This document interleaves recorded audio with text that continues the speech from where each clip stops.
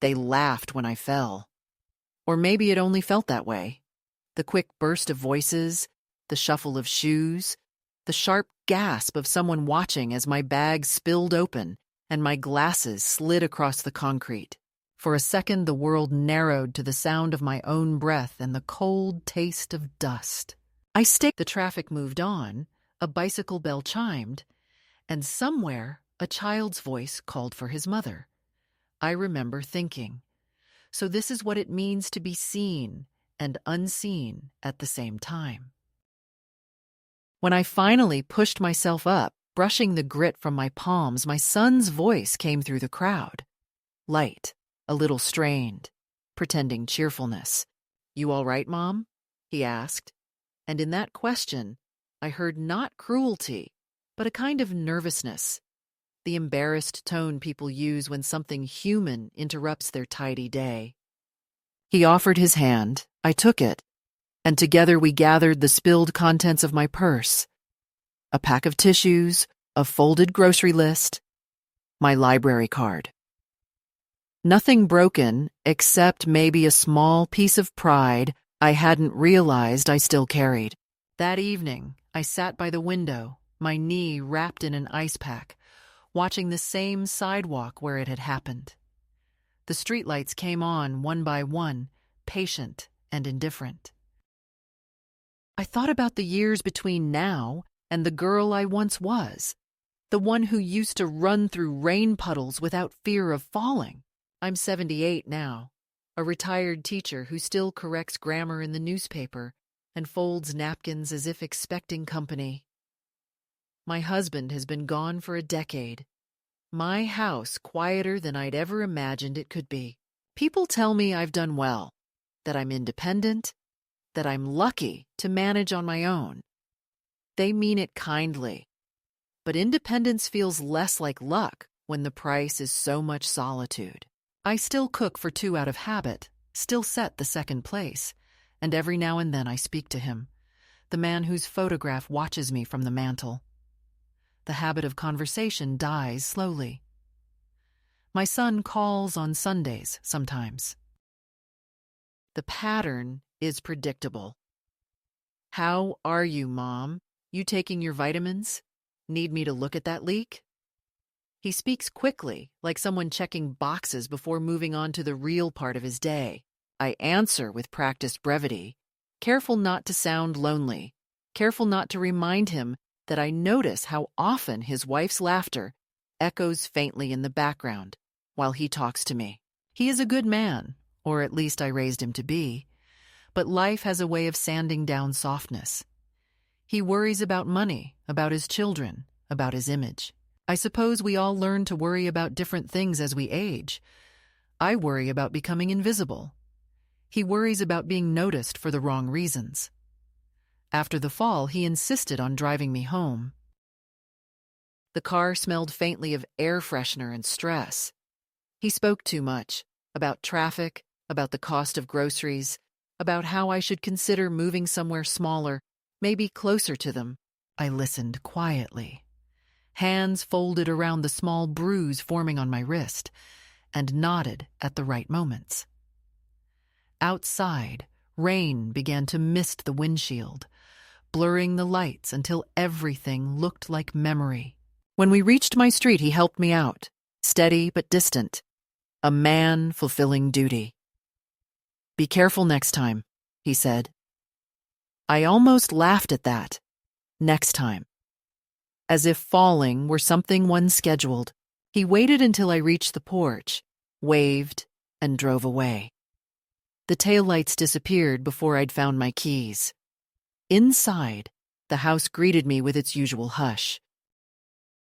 I made tea, set the cup on the table, and realized I'd been holding my breath since the afternoon. It wasn't the fall that lingered.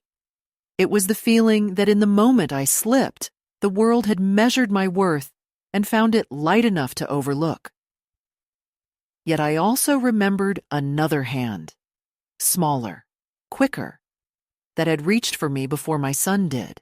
A young man from the nearby garage, his face smudged with engine grease, had bent down and said, "Take your time, Señora." His voice carried no pity, only respect. He'd lifted my bag, gathered my things, and stepped back so I could stand on my own. I didn't even catch his name then, but the steadiness in his tone stayed with me.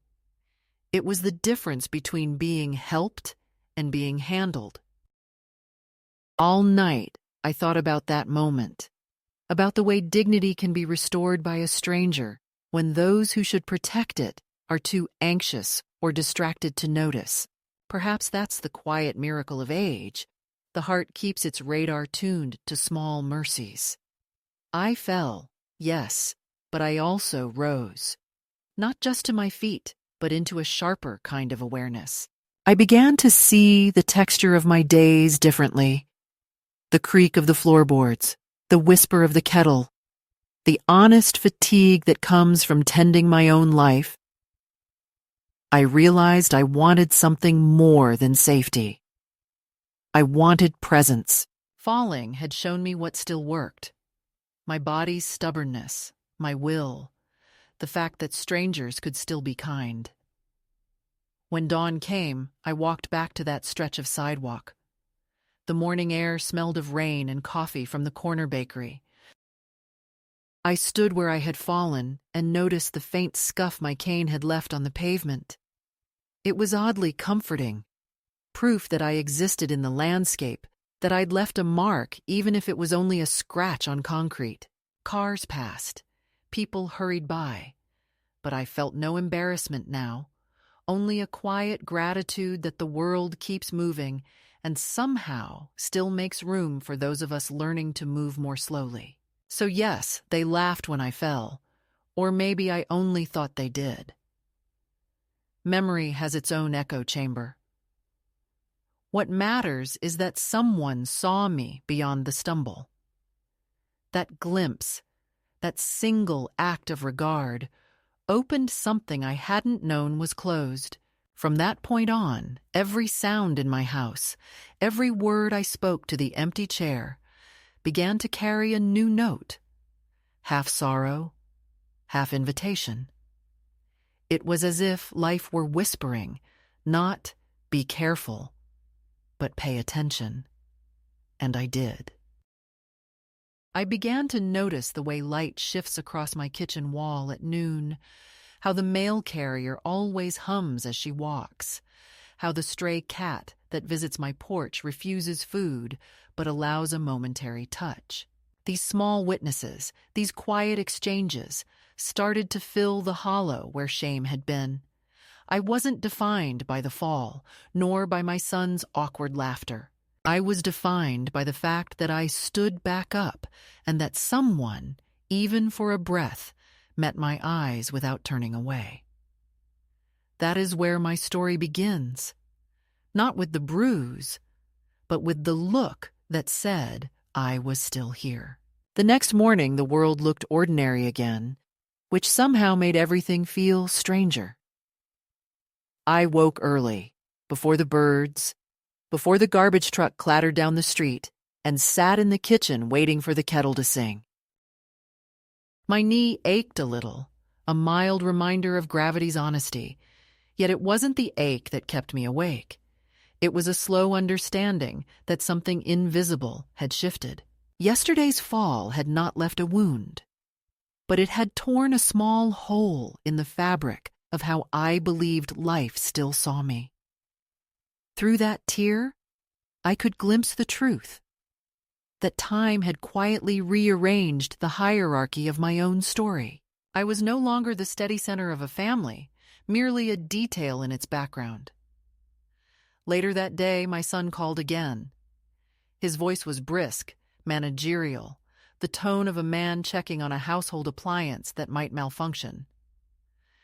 "You feeling okay, Mom?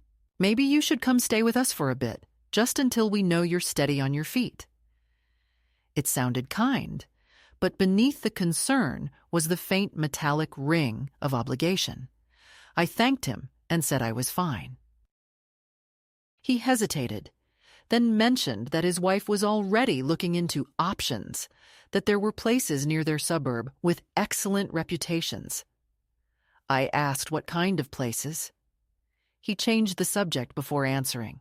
After we hung up, I walked through my small house, touching the things that had shaped my life. The dented tea kettle, the photograph of my husband polishing the car he loved, the stack of lesson plans I still hadn't thrown away. Every object seemed to whisper that it had belonged to someone who mattered, and that someone was still here. But I could feel the edges closing in, the polite offers of help that are really rehearsals for removal, the careful tone of children preparing to make adult decisions for their parents. I had been on that phone call many times with my own students' mothers, hearing the fatigue in their voices when they spoke about their elderly parents. I had even used the same phrases. How easy it is to sound compassionate while quietly stripping someone of their agency. That afternoon I went out, determined to move slowly, deliberately, to remind myself that my body was still capable of carrying me. The air had that cool, clean taste that follows a night of rain. I walked to the park where I used to take my students on spring picnics, where we'd read poems under the oaks. The benches were slick with dew, the playground empty. I sat on one end, stretching my leg carefully, and for the first time allowed myself to consider what it would mean if I agreed to my son's plan. Selling the house, moving into a place designed for safety, but not for living. The thought hollowed me out. Safety, I realized, is a small consolation when it arrives packaged with invisibility. A woman I recognized from the neighborhood passed by, walking her dog, and we exchanged a few words about the weather. She asked, with genuine warmth, how I was doing after my little tumble. I smiled and said I was all right. But the way she tilted her head, a mix of sympathy and assessment, made me understand how quickly a single event could redefine a person. I had become the woman who fell. The label would travel faster than I ever could.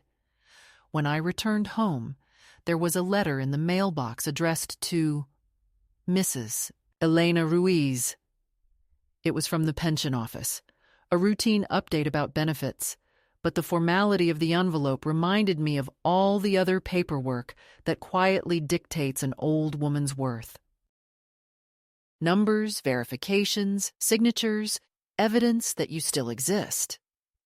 I placed it on the table and left it unopened, unwilling to reduce my morning's reflection to bureaucratic language.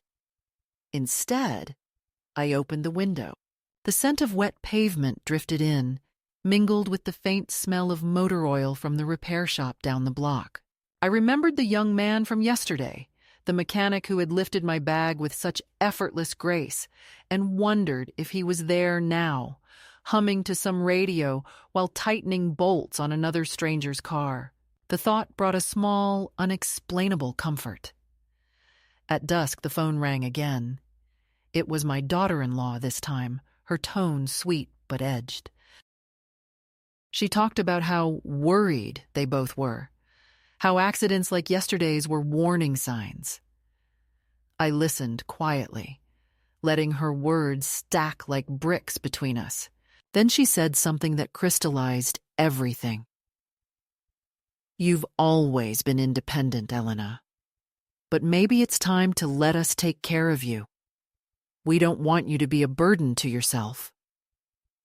That phrase, a burden to yourself, lodged deep. I thanked her for the call and said I'd think about it.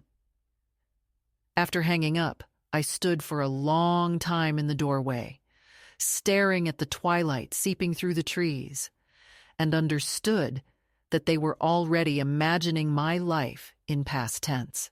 That realization was the true fall, the invisible one that happens when people start speaking of you as though you were an object of maintenance rather than a person of motion. Something inside me, some quiet, stubborn core, refused to accept that narrative. The next morning, I took out a notebook and began to write small things. Errands I wanted to run, places I'd never visited in my own town, the names of former students I still remembered.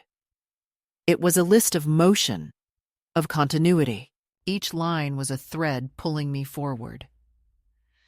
2 days later, as I walked again past the row of small shops near the market, I noticed a flicker of movement inside the garage where the mechanic worked. He was crouched beside an old sedan, his hands steady, the radio softly playing a song I hadn't heard since my teaching days. He looked up, recognized me, and smiled. An easy, unassuming smile. "Doing better?" he asked. I nodded. "Good," he said, and returned to his work. That simple exchange carried more respect than any of the phone calls filled with scripted concern. It was the catalyst I hadn't known I was waiting for, a reminder that dignity doesn't depend on permission. That night I sat at my table, the notebook open beside the cooling teacup, and felt an idea forming, quiet but persistent. I would not surrender my life to well-meaning management. If my son and his wife wanted to believe I needed saving, let them. I had fallen once and learned that the ground, though unforgiving, can also be honest. It tells you exactly where you stand. I decided I would stand where I chose, even if it meant standing alone. The next day, I packed a small bag, nothing dramatic, just enough for a few nights, and wrote a note on the counter. "Gone visiting, back soon. Don't worry." I locked the door, took a long breath, and started walking toward the edge of town, where the buses stop. The wind carried the scent of fuel and wet earth. My leg twinged, but I felt steady. I didn't know exactly where I was going. Only that motion itself had become the answer. As the bus pulled away, the houses slid past like old pages turning, each one containing a memory I no longer needed to reread. I watched the streets grow unfamiliar, then softer, until I felt a pulse of anticipation instead of fear. Yesterday's fall had been an accident. Today's leaving was deliberate. The difference between the two felt like freedom. I closed my eyes and let the rhythm of the road carry me forward, not away from my life, but into the next sentence of it. When the bus reached the small coastal town 2 hours north, I stepped down carefully, feeling the sway in my knees, but also a strange steadiness in my chest. The air smelled of salt and wet wood, the kind of scent that holds both ending and beginning. I had not planned a destination. I only knew that I needed to see a new horizon, one that did not include my son's careful instructions or my daughter-in-law's polite worry. The station was little more than a bench beneath a faded awning. A woman selling coffee from a cart offered me a cup, and we spoke for a moment about the weather. Her kindness was simple, unperformed, and I realized how rare that had become. With no schedule to obey, I began walking toward the ocean, following the distant sound of waves. The town was quiet, mostly fishermen and small shops with peeling paint. I passed a laundromat, a bakery that smelled of cinnamon, a second-hand bookstore with a bell that rang when I entered. Inside, dust floated in the sunlight like soft punctuation. The man behind the counter looked up from his newspaper and nodded, as though my arrival made perfect sense. I spent an hour there, running my fingers over the spines of novels I had once taught, tracing the worn lettering of names I still loved. Before leaving, I bought a used copy of the Odyssey, telling myself that perhaps it was time to start reading about journeys again. By afternoon, I found a modest boarding house on a side street near the docks. The sign in the window said rooms by the week, clean, quiet. The owner, a gray-haired woman named Nora, led me upstairs to a small room with a single bed, a desk, and a window that looked out toward the harbor. She asked no questions beyond the practical ones. How long I might stay, whether I preferred tea or coffee in the morning. I paid for the first week in cash, placed my bag on the chair, and stood for a long moment, letting the silence settle. It was not the heavy silence of my old house. This was a clean, waiting stillness, the kind that belongs to beginnings. That evening, I walked down to the pier. The sky was streaked with copper and violet, gulls circling above the fishing boats. Children ran along the boardwalk chasing each other's shadows, and an old man repaired a net without looking up. The rhythm of his hands reminded me of my husband polishing his tools, of the quiet devotion in repetition. I sat on a bench and opened my book, but instead of reading, I watched the tide breathe against the pilings. Each wave felt like a thought, arriving and leaving, patient and unstoppable. I stayed until the lamps flickered on and the sea turned dark as ink. In the days that followed, a gentle routine began to form. I woke early, opened the window to the sound of gulls, and made coffee on the small burner Nora kept in the hallway. Sometimes I helped her carry laundry or swept the steps, small tasks that anchored me in motion. After breakfast, I walked to the bookstore or the market, learning the patterns of the town. People nodded when they passed. Some stopped to ask if I was visiting. I told them yes, but I wasn't sure for how long. The uncertainty no longer frightened me. It felt like an honest state of being. Each evening, when the light began to thin, I wrote in my notebook. Not letters to my family, just observations, fragments of thought. One night I wrote, "Freedom is not a loud word. It arrives quietly on the soles of tired shoes." Another day. There is a dignity in doing small things without announcement. These notes became my conversation with the world, a way to listen to my own mind without interruption. Yet even in this calm, the echo of my son's voice sometimes intruded, the brisk tone of responsibility, the careful suggestion that safety meant surrender. I would hear it in my dreams, softened by distance, and wake with a start. To steady myself, I walked to the garage on the edge of town where the mechanic, Luis, worked. I had noticed the sign earlier. Repairs, fair prices. I did not need repairs, only proof that connection could exist without pretense. Luis recognized me instantly, wiping his hands on a rag. "You made it up here," he said. His surprise was mild, his smile genuine. We talked for a few minutes about nothing in particular, the weather, the quietness of the season, how engines and people both need oil to keep from grinding. When I left, he called after me, "Take care of those knees." The phrase, spoken without irony, felt like a small benediction. Weeks passed. My son's messages appeared on my phone at first, short, efficient. "Just checking in. Call me when you can. We're worried." I read them but did not reply. Then the messages stopped, replaced by silence, which suited me better. Silence can be cruel when it is imposed, but when chosen, it becomes a form of strength. In its quiet, I began to see myself clearly, not as a mother or a dependent, but as a woman who had survived many versions of loss and still kept walking. Nora often invited me to join her for dinner. She was a widow too, though younger, and had the brisk kindness of someone who knows the price of solitude.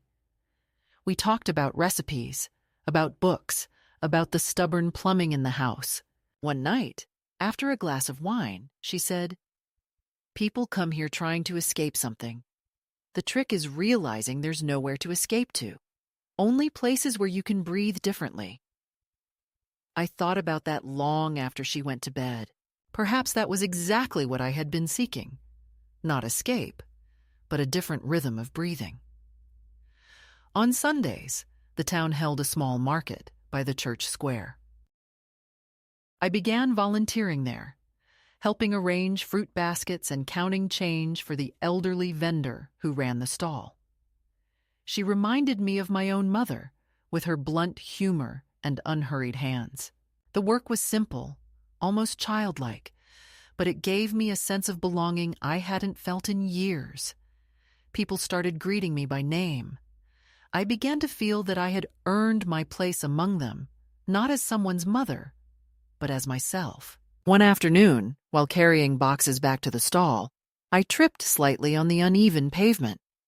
My heart leapt, remembering the earlier fall, but I steadied myself before anyone could reach me. Luis was across the street and raised his hand in a silent salute. I laughed, half in relief, half in recognition that falling is not always the disaster we imagine. Sometimes it is simply the body reminding us of its limits.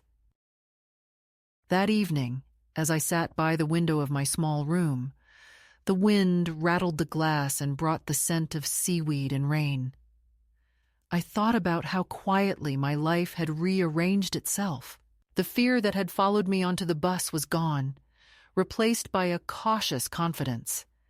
I did not know what would happen when my savings thinned or when age pressed harder on my joints. But for now, I was content with uncertainty. The future, once something to be planned and managed, had become an open shoreline where I could walk as far as my legs allowed. I realized then that the true escalation of my story was not in conflict with my family, but in the slow, almost invisible widening of my own perspective. Each decision I made to stay, to speak less, to listen more, was a quiet rebellion against the idea that age equals diminishment. I had not run away. I had simply stepped toward myself. The days were modest, repetitive, ordinary, yet within them pulsed a calm defiance. I was no longer the woman who waited by the phone or the one who apologized for taking up space. I was a woman who chose where to stand, who to greet, when to rest. As I blew out the lamp that night, I heard the creak of the old house settling and thought of my son's voice saying I needed supervision. I smiled in the dark, realizing that what I truly needed was this: the sound of my own life adjusting to its new shape. It was not loud or triumphant, just steady. The quiet rhythm of someone learning, finally, how to belong to herself. By early spring, the town had begun to feel like something I had always known, as if it had been waiting quietly for me to arrive. The rhythm of the harbor shaped my days. The morning calls of fishermen heading out before sunrise, the metallic groan of the docks, the faint hum of radios tuned to weather reports. I had learned the names of the women who sold bread, the teenagers who worked the vegetable stands, the stray dogs that made the market their kingdom. I moved among them not as a visitor anymore, but as part of the background hum, another element in the slow machinery of the town. The anonymity I once feared had become a kind of shelter, a freedom from expectation. I continued helping at the market, and in the afternoons returned to the bookstore, where the owner had started letting me sort the new shipments and write small, handwritten notes for the shelves.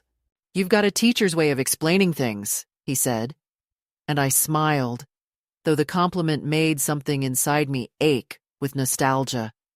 Sometimes I caught myself speaking to the books, as if they were old friends returning from a long absence. Handling them, recommending them to strangers, reminded me that I still had something to offer that could not be measured in age or usefulness. One day, Luis stopped by the store carrying a box of used manuals from his garage. He placed it on the counter and said they might interest someone who wanted to learn mechanics. I told him I could make a small display and label it "For the Curious Hands." He laughed, said he liked that, and stayed for coffee. Conversation with him had a rare ease. He never asked questions I wasn't ready to answer. He told me about his apprentices, young men trying to stay out of trouble, and how he taught them to respect the precision of tools. "An engine listens," he said. "If you mistreat it, it won't forgive you." I thought about that long after he left, how people are not so different from engines, how they, too, respond to care more than to control. As weeks passed, I began noticing small signs that I was no longer simply drifting. Nora asked if I would mind keeping the front desk when she ran errands. The market vendor trusted me to close up her stall. At first I said yes only to be polite, but the work gave my days a sturdier shape. There is a secret pleasure in being needed again after years of feeling ornamental. I found myself humming while sweeping the steps, and one morning I realized that the sound was my own happiness returning, shy but persistent. It was around that time that I received a letter from my son. It arrived forwarded through my old address, the envelope thin but heavy with hesitation. He wrote that he and his wife were relieved to know I was safe and that they respected my wish for independence, yet the phrasing revealed unease, as if my autonomy were a temporary condition that might collapse at any moment. He ended with an offer to visit and help sort things out. I placed the letter in the drawer without replying. There was nothing to sort out. Life, for the first time in years, felt unsorted in the best possible way. Still, the letter stirred something.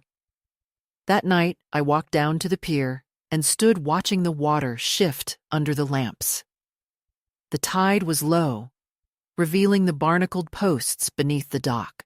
I thought about how much of a life remains hidden until circumstance forces it into the open. My own resilience had been submerged under decades of careful roles: mother, teacher, widow. And now, standing there, I could feel it surfacing, slow and certain. The realization was neither dramatic nor painful. It was simply true. A few days later, Luis came by again, asking if I would help one of his apprentices study for a certification exam. The boy, Mateo, had left school early and struggled with reading comprehension. The request touched the teacher part of me that had been sleeping. I agreed, and soon my evenings were filled with textbooks, scribbled notes, and the quiet satisfaction of explaining things again. Mateo was shy but eager. He learned to trust the rhythm of learning, and I rediscovered the rhythm of teaching. When he passed his exam, he brought me a small bouquet of daisies from his mother's garden. I placed them on my windowsill and wept, not from sentimentality, but from recognition that usefulness is its own form of love. After that, more of the apprentices began coming by the boarding house in the evenings, asking for help with forms, resumes, or simple conversation practice. Nora teased me about running a night school, but she was pleased to see the house filled with laughter. The sound of those young voices softened the loneliness that had followed me for so long. I realized that my purpose had not vanished. It had merely changed shape. The classroom was gone, but the impulse to guide, to listen, to encourage was still my truest language. The real turning point came one Saturday when the town organized a small festival for the fishermen's families. There were stalls with food, a raffle, music spilling from a battered speaker. I helped set up the tables and found myself seated beside Luis's mother, a sturdy woman with quick eyes and an even quicker wit. She spoke of her son with pride, how he had rebuilt his life after mistakes in his youth. I listened, surprised by the openness, and realized how much I didn't know about the people who had quietly become my circle. When the band started playing an old bolero, she nudged me to dance. I hesitated, embarrassed by my stiff knees, but she laughed and pulled me up. The movement was clumsy at first, then easier. For a few minutes I forgot everything: age, fear, distance, and simply moved to the music. When the song ended, I saw Luis watching from across the square, his expression half amusement, half approval. He raised a glass in a silent toast. In that small gesture, I felt the completion of something that had begun the day I fell on the sidewalk. The humiliation that once defined that moment had turned into connection. The stranger who had lifted me had become proof that life still had room for grace. That night, walking home through the quiet streets, I thought about the word middle. Teachers love structure. We divide stories into beginnings, middles, and ends. But real life resists such clean boundaries. Yet I knew I had reached the middle of mine, not by age, but by awareness. I was no longer running from the past or merely surviving the present. I was building a life in the open air, one that might not last forever, but was entirely my own. The salt wind caught my hair as I walked, and for the first time in years, I didn't feel like a visitor in my own body. I felt anchored. When I reached my room, the window was ajar, and the curtains moved gently like someone breathing in sleep. I sat at the desk, opened my notebook, and wrote without thinking. Today, I stopped being a memory. Today, I am a person again. I looked at the words until the ink began to blur in the dim light. Outside, the months that followed were like a long exhale. The rhythm of the town had become my own heartbeat, and each morning felt like a small promise kept. I had stopped counting the days since I left home. They no longer mattered. I measured time in the soft transformations around me. The gradual lightening of dawn through the lace curtains, the way the sea shifted color with the weather, the familiar scrape of Luis's truck passing the boarding house on his way to the garage. Even life, even when we stop chasing it, has a way of circling back, reminding us that it still expects participation. It began with a newspaper article. I was in the bookstore one morning, arranging a stack of donated novels, when the owner waved the local paper and said, "You're in luck. They've written about the market volunteers." I laughed, assuming he was exaggerating, but when I looked closer, I saw my own photograph. A candid shot of me at the fruit stall, my hair tied back with a scarf, handing change to a child. The caption read, "Retired teacher finds new classroom at the Harbor Market." The article was kind, even tender, describing how the weekly lessons I gave to the apprentices had become part of the town's unofficial education program. People came by that day to congratulate me, bringing bread, flowers, kind words. It should have been harmless, a small acknowledgement, but recognition travels faster than privacy. Within a week, I received a letter forwarded from my old address. The envelope was thick, the handwriting unmistakable. My son's. He had clipped the article and enclosed it with a note that began formally, as though he were writing a business correspondence. "Mother, we saw this piece about you, and were relieved to know you're well. Please understand that disappearing without notice caused unnecessary distress. We have been in contact with local authorities to ensure your safety." The words were coldly polite, as if affection had been outsourced to formality. He went on to say that while he respected my independence, there were practical matters to discuss concerning finances and property. "It would be best if you allowed me to manage your accounts for convenience. You've always trusted me with these things." I read the letter twice, not in anger but in disbelief at how easily concern could disguise control. The article had reminded him that I existed not as a mother to cherish, but as an asset to inventory. For 2 days, I said nothing to anyone. I worked at the market, smiled, handed out change, explained metaphors to the apprentices, and at night sat awake, the letter folded on my table like a small, watchful animal. It was not the request that troubled me, but the assumption, the quiet presumption that my life was once again his to arrange. That night I wrote a reply on plain paper. Dear Adam, I am safe, healthy, and quite capable of managing my own affairs. Please do not contact authorities on my behalf again. I will reach out when and if I choose to. I signed it, folded it, and placed it in an envelope, but I did not post it. Something held me back. It wasn't fear, it was clarity. Words, once sent, can become invitations. I wasn't ready to open that door. Instead, I decided to tell Luis. We were having coffee at the small cafe near the pier, our usual place, where the tables wobbled slightly on the uneven floor. I handed him the letter. He read it carefully, jaw tightening, then looked at me and said, "He sounds like a man who wants control more than contact." I nodded. "What are you going to do?" he asked. "Nothing," I said. Sometimes silence is the only answer people notice. He smiled at that, not out of amusement, but out of respect, and folded the letter back with surprising gentleness. "Keep it," he said. "It's proof of how far you've come." But life, as always, had its own sequence of echoes. A week later, a stranger arrived at the bookstore. He was in his early 40s, wearing the casual confidence of someone used to getting answers. He introduced himself as a friend of my son's family. "They're worried," he said. "They just want to make sure you're comfortable."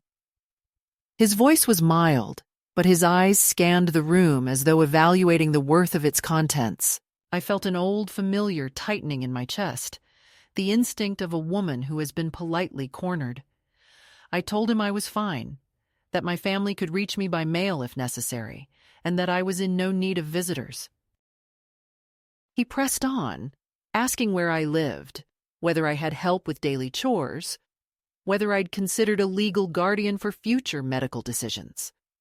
I smiled, thanked him for his concern, and asked if he needed a book recommendation. When he left, the owner of the store came out from behind the shelves and said, "He was no friend. You handled him better than most." After that, I knew privacy had become porous again.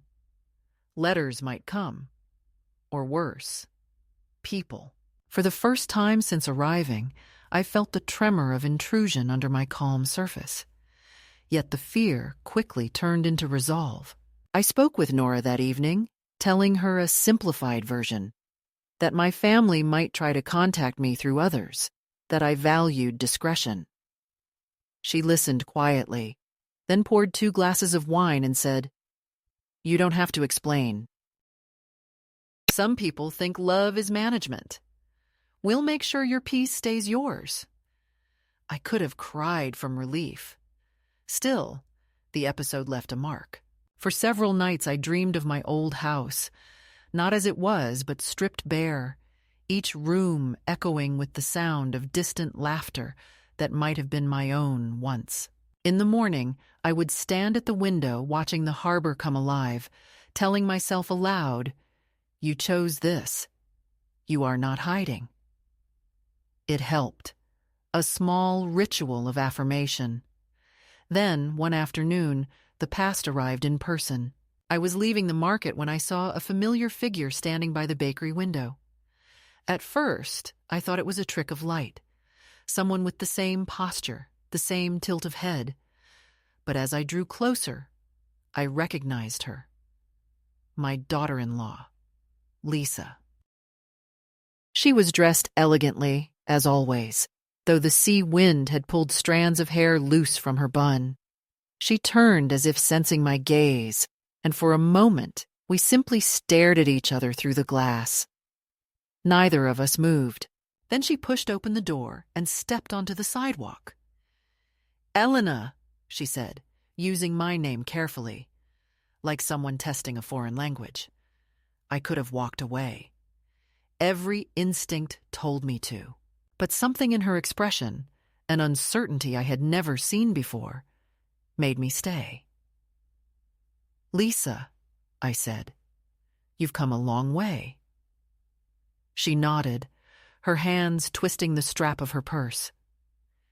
"We didn't know where you were. Adam's been, well, it's been difficult." I waited. She glanced around as if the town itself might overhear. "Can we talk somewhere private?" she asked. Against my better judgment, I led her to the small cafe, to the same table where I'd spoken with Luis. The conversation that followed was both predictable and strange. She spoke of concern, of family, of misunderstandings. She insisted they hadn't meant to upset me with the earlier letters. "You know how he gets," she said softly. "He worries. He doesn't know how to say things kindly." I listened, sipping my coffee, wondering when she would reach the point. Finally, she did. "He's been sorting your accounts, trying to make sure everything is in order. Some of the investments you had, they're complicated. He just wants to protect you." I set my cup down carefully. "Lisa," I said, "your husband wants to own what he didn't build. There's a difference between protection and possession." She flushed, looked down, and for a brief instant, I saw exhaustion rather than calculation. "Maybe you're right," she whispered. "I didn't come to fight. I came to ask, do you plan to come back?" The question lingered between us like the aftertaste of bitterness. "No," I said finally. "I'm exactly where I belong." She nodded slowly, eyes glistening, not with tears but with realization. We parted politely, almost gently. When she left, I walked along the harbor until the wind wiped her perfume from the air. That night, I felt an odd calm, the kind that follows confrontation without rage. I had expected anger, but what I felt was distance, a vast, liberating distance. My life here had become too rooted to be uprooted by paper or persuasion. The next morning, I told Luis about the visit. He frowned, muttered something about people who mistake inheritance for affection, then said, "You should make it official. Write something that closes the door." He was right. That afternoon, I went to the notary office near the post office and drafted a simple statement confirming that my finances and personal choices were my own, and that any interference would be considered harassment. I sent a copy to my son's address. For the first time in my life, my signature felt like a weapon and a promise combined. The weeks that followed were peaceful again, but denser, as if every hour carried more weight. The apprentices prepared for new exams, the market hummed with spring produce, and I began planning small literacy workshops with the local library. Yet beneath that new activity ran a quiet undercurrent, the knowledge that the past had not accepted its exile. Sometimes I imagined Adam reading my letter, his face tightening in disbelief that the woman he had categorized as fragile had learned to draw a boundary. I wondered if he would understand that it was an act of love, not rejection, the kind of love that frees rather than binds. On the first warm evening of summer, the harbor held its annual lantern festival. Boats lined the water, their lights mirrored in the calm sea. Children laughed, couples danced, and music drifted across the pier. I stood beside Luis, holding a small paper lantern. "Write a wish," he said. I thought for a long time, then wrote a single sentence. "May every ending be dignified." We released the lantern together, watching it float away until it was indistinguishable from the stars. Later, back in my room, I reread the copy of my letter and placed it in the drawer beside my notebook. The air smelled of salt and candle wax. I felt neither triumphant nor defiant, only certain. The cycle of my life had turned again, not toward an ending, but toward a deeper kind of stillness, one earned by standing firm when the wind pressed hardest. I blew. The following autumn brought a change in the air so subtle that it might have gone unnoticed if I hadn't learned to read the world with a teacher's patience. The sea lost its summer shimmer and grew serious again, darker, more deliberate. The tourists who had colored the harbor with their noise drifted back to the cities, leaving behind a slower rhythm and the faint scent of emptied shells. I felt the season's gravity in my bones, not as weakness, but as recognition. Age, like autumn, is not decline, but a sharpening of outlines. Everything becomes clearer once the bright distractions fade. By then, the workshops at the library had taken root. Twice a week, a group of apprentices and older residents gathered in the reading room to learn together. We studied letters and forms, poems and receipts, anything that carried meaning. It is watching a young fisherman write his first full sentence, or an elderly woman sign her name without hesitation. I understood that education was never a profession. It was a way of loving the world. Those evenings ended with laughter and the smell of coffee, and every time I walked home afterward, I carried that warmth like an invisible coat. It was during one of those walks that I noticed a new notice on the bulletin board outside the post office. The town council was organizing a community fair to raise funds for youth programs, and they were looking for volunteers to coordinate it. Still, the next morning, I found myself signing my name on the volunteer sheet. Nora laughed when I told her. "You're incorrigible," she said. "Retirement doesn't suit you." She was right. Some habits, like the instinct to build, do not retire. Preparing for the fair consumed the following weeks. Luis offered the use of his garage to build the stalls, and the apprentices turned the space into a cheerful workshop of sawdust and paint. The whole town seemed to hum with anticipation. I felt alive in a way that defied explanation. Busy, purposeful, surrounded by people who knew me not as someone's mother but as their neighbor, their teacher, their friend.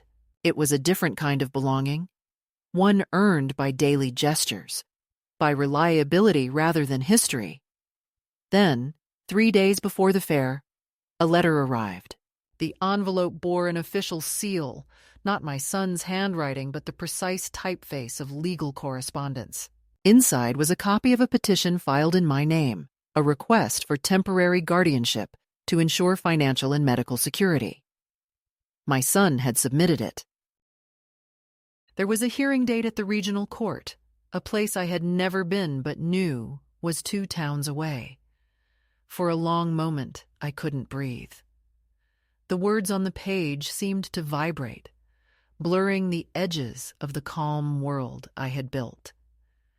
Guardianship. The word carried a chill. It meant that someone believed I was incapable of deciding my own life. I sat for a long time staring at the window, the sea beyond it shifting like a restless thought. Then something inside me settled with the quiet finality of a closing door. I would not allow this to be decided without my voice. I had built my peace through silence, but there are times when silence becomes complicity. I folded the letter carefully and walked to the garage. Luis was there, bent over an engine, and when he saw my face, he turned off the radio. "It's him again?" he asked. I nodded and handed him the paper. He read it slowly, his expression darkening. "You can fight this," he said. "You should." The next morning, we drove together to the regional office to submit my statement of opposition.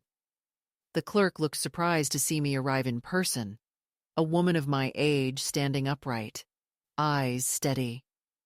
I signed every document deliberately, each stroke of the pen a declaration that I was not invisible. When we left the building, the sunlight felt sharp, almost ceremonial. I turned to Luis and said, "I thought freedom was something you receive, It's not. It's something you have to defend quietly, like a candle in the wind. He smiled, not as a man offering comfort, but as an equal acknowledging truth. The hearing took place a week later. The room was small, white, impersonal. My son was there, sitting on the opposite side, his suit too formal for the coastal air. For a second, our eyes met, and I saw not malice, but bewilderment, as if he truly believed his actions were kindness misunderstood. The judge, a woman younger than he was, asked calm questions. I answered simply. I lived independently, managed my finances, volunteered, taught classes. I presented letters from the library and town council confirming my work. Each piece of paper was a thread of proof that my life had structure. When I finished speaking, the judge looked at me for a long moment and said, "Mrs. Ruiz, you seem perfectly capable of making your own decisions." The words felt like a blessing disguised as bureaucracy. Afterward, in the hallway, my son approached. "You didn't have to make a scene," he said quietly. "I was only trying to help." I looked at him, at the tired lines around his mouth, the gray beginning in his hair, and for the first time, I saw the boy he once was, frightened of disappointing a mother who always seemed certain. "I know," I said. "But you have to understand that help offered without respect is just another form of control." He didn't answer. For a moment, we stood in silence, and I realized we were both grieving the same thing, the version of our relationship that could no longer exist. When he turned to leave, I felt no anger, only release. Back in town, the fair went ahead as planned. The morning was bright, the sea calm, the air carrying the scent of grilled food and laughter. I walked among the stalls, greeting people, arranging flowers, answering questions. Luis and the apprentices had built a small stage, and at noon they called me up to speak. I hesitated, unused to microphones. But when I looked at the crowd, faces I had come to know, the students, the vendors, the old woman who baked the bread, I felt a surge of affection that steadied me. I spoke not of lessons or achievements, but of the way community saves us without grand gestures. There was a time, I said, when I thought dignity was something we had to demand. Now I see it's something we give to each other, quietly, every day. The applause that followed was gentle, not loud, the kind that affirms rather than celebrates. Later that afternoon, as the fair wound down, Luis found me sitting by the pier. "You did well," he said. "They'll remember this." I smiled, watching the horizon where the water met the pale sky. "Maybe," I said, "but that's not why it matters. What matters is that I remember." He nodded, understanding. We sat in silence, the kind that doesn't need filling. That night, alone in my room, I unfolded the court's decision, a simple document stating that the petition had been dismissed. I placed it beside my notebook, not as evidence but as closure. Outside, the wind rose, rattling the shutters, but inside, everything was still. I thought about how far I had traveled without really going anywhere, how the woman who had once fallen on a sidewalk now stood upright before the law, before her son, before herself. I felt neither pride nor triumph, only a deep, measured peace. Before sleeping, I wrote one last sentence in my notebook. I have been called many things, mother, widow, teacher, but tonight I am simply myself, whole and unguarded. The ink shimmered briefly before sinking into the page. I closed the book, turned out the light, and lay listening to the sea's slow breathing. It sounded like affirmation, like a promise kept at last. Winter arrived quietly that year, without drama or warning. The mornings grew paler. The gulls flew lower over the harbor, and the air smelled faintly of smoke from fireplaces rather than salt. I found that I welcomed the stillness. After the long months of movement, of decisions and signatures and public words, the silence of winter felt like a soft room built for rest. The fair had passed. The court matter was finished, and the town had settled into its slower rhythm again. The apprentices still came to the library, the market continued its gentle routine, but life no longer demanded proof of my existence. It simply allowed it. That, I realized, was the true reward of all the noise that had come before. Not victory, not recognition, but the right to be ordinary again. Most mornings I walked along the same pier where everything had begun for me, my cane tapping lightly against the boards. The sea changed colors every hour, green to gray to a quiet kind of blue. And I began to think of it as a companion rather than a backdrop. Sometimes Luis joined me, sometimes not. Our friendship had become an unspoken ritual, made of shared glances, long silences, and the comfortable knowledge that we needed nothing from each other except presence. Once, as we stood watching the tide turn, he said, "You've taught this town more than all your lessons combined." I laughed and told him that teaching was never about the lessons. It was about the listening. He nodded, and that was the end of it. I wrote less in my notebook during those months. The pages no longer needed to hold my defiance. What filled them instead were observations, small, unremarkable things. The taste of early oranges, the way children's laughter carries farther in cold air, the delicate tremor of light on the water just before sunset. These were not confessions, but confirmations that the world still contained beauty, accessible to anyone patient enough to notice.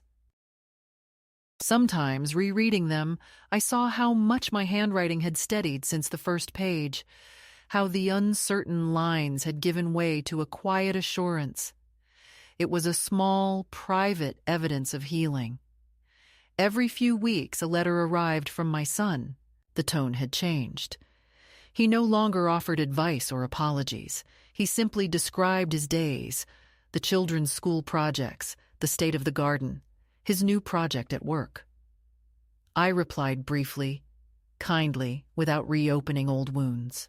Our words became lighter, less armored, the way correspondence between distant relatives might be. I learned that forgiveness does not require reunion. Sometimes it is enough to allow space where resentment used to live.